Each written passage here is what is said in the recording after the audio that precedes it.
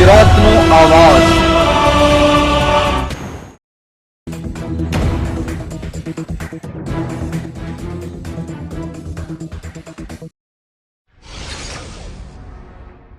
દુષ્કર્મના કેસમાં અજય ઉર્ફે લાલો બીજલભાઈ કરમટા રહેવાસી મેરવદરવાળાને 20 વર્ષની સજા અને દંડ। ધોરાજીના મહેરબાન એડિશનલ ડિસ્ટ્રિક્ટ એન્ડ સેશન્સ જજ તથા સ્પેશિયલ પોક્સો જજ શ્રી અલી હુસેન મહીબુલ્લા શેખ સાહેબે આરોપી અજય ઉર્ફે લાલો બીજલભાઈને દુષ્કર્મના કેસમાં તકસીરવાન ઠરાવી 20 વર્ષની સજા તથા દંડ ફટકાર્યો।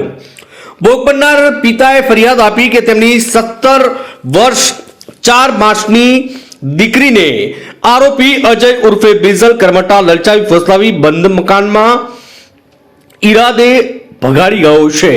ત્યારબાદ આ ગુનો નોંધાતા ધોરાજી સીપીઆઈ શ્રી યકુબસિંહ જાડેજાએ કરેલી મુદત અને ચાર્જશીટ કરી દીધી। ત્યારબાદ ધોરાજી આ કેસ ચાલ્યો। સરકાર પક્ષે એડિશનલ પબ્લિક પ્રોસિક્યુટર કાર્તિકેય મનોજભાઈ પારીખે દલીલ કરી કે ભોગ બનનારને કલમ 164 ના નિવેદન તથા નામદાર અદાલત સમક્ષ જણાવ્યું કે તેની પોતાની માતા સાથે બહાર ખુલ્લામાં સૂતા હતા ત્યારે આરોપી આવી તેના મોઢે મૂંગો દઈ અપહરણ કરી ગયો। ત્યારબાદ ફૂલ સ્પીડમાં મોટરસાઇકલને ભગાડી ગયો। અમદાવાદ તેણે લગ્ન કરવા ગયેલ હોય પરંતુ લગ્નની ઉંમર ઘટતી હોવાથી તેણીને જુનાગઢ પાસે કોઈક વાડીમાં રાખ્યો। ત્યાં તેણીને પૂરી રાખતો અને વારંવાર દુષ્કર્મ આચરતો હતો। આ તબક્કે સરકાર પાસે વિશેષ દલીલ કરવામાં આવી। ભોગ બનનારની ઉંમર નાની છે। ભોગ બનનારની ઉંમર એવી નથી કે તેને પ્રેમ સંબંધ વિશે કશું ખબર ના પડે। આ તમામ સંજોગોને ધ્યાનમાં લઈ સાથે ભોગ બનનાર ગર્ભ ધારણ કર્યું તથા તેનો ડીએનએ રિપોર્ટ પ્રમાણે બાળકના કુદરતી પિતા આરોપી અજય હોવાનું અને કુદરતી માતા ભોગ બનનાર હોવાનું પુરવાર થયું હતું। જે તમામ સંજોગોને ધ્યાનમાં લઈને આરોપીને તકસીરવાન ઠરાવવા દલીલો કરી રજૂ થયેલા પુરાવા દલીલો તથા કાયદા મુદ્દાઓને ધ્યાનમાં લઈ ધોરાજી મહેરબાન એડિશનલ ડિસ્ટ્રિક્ટ એન્ડ સેશન્સ જજ શ્રી અલી હુસેન મહીબુલ્લા શેખ સાહેબે આરોપી અજય ઉર્ફે લાલો બીજલભાઈ કરમટાને તકસીરવાન ઠરાવી 20 વર્ષની સજા તથા દંડ ફટકાર્યો। નમસ્તે, હું કાર્તિકેય મનોજભાઈ Parekh, additional public prosecutor, sessions court Dhoraji. આજ રોજ ધોરાજીના મહેરબાન એડિશનલ ડિસ્ટ્રિક્ટ એન્ડ સેશન્સ જજ સ્પેશિયલ પોક્સો જજ શ્રી અલી હુસેન મહીબુલ્લા શેખ સાહેબે આરોપી અજય ઉર્ફે લાલો બીજલભાઈ કરમટા રહેવાસી મેરવદરવાળાને પોક્સો કેસમાં સગીર વયની દીકરી સાથે દુષ્કર્મ કરવા બદલ તકસીરવાન ઠરાવી અને 20 વર્ષની સજા અને દંડ ફટકારેલ છે।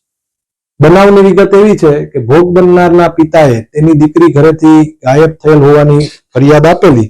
ત્યારબાદ ભોગ બનનારે નિવેદન આપેલું પોલીસ રૂબરૂ અને કોર્ટમાં પણ કે આરોપીની સાથે નવરાત્રી દરમિયાન તેને પરિચય થયો હતો અને પછી આરોપી તેમના ઝૂંપડે આવી અને ધરારથી મોટે મૂંગો દઈ અને ઉપાડી ગયેલો અને ત્યારબાદ તેને અમદાવાદ લઈ ગયેલો। ત્યાં ભોગ બનનારની ઉંમર નાની હોવાથી જુનાગઢ લાવેલો। જુનાગઢ કોઈ એક વાડીએ રાખેલા અને ત્યાં 20 દિવસ જેવો સમય રાખેલ।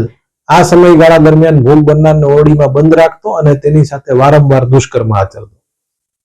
આ દુષ્કર્મના લીધે ભોગ બનનારને ગર્ભ રહી જવા પામેલ।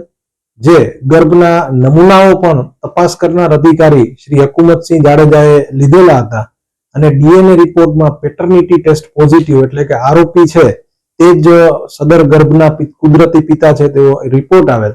આમ શ્રી યકુબસિંહ જાડેજા સીપીઆઈ ધોરાજીની તપાસ અને સમગ્ર હકીકતોને ધ્યાને લઈ ધોરાજીના મહેરબાન એડિશનલ ડિસ્ટ્રિક્ટ એન્ડ સેશન્સ જજ શ્રી અલી હુસેન મહીબુલ્લા શેખ સાહેબે આરોપીને તકસીરવાન ઠરાવેલ।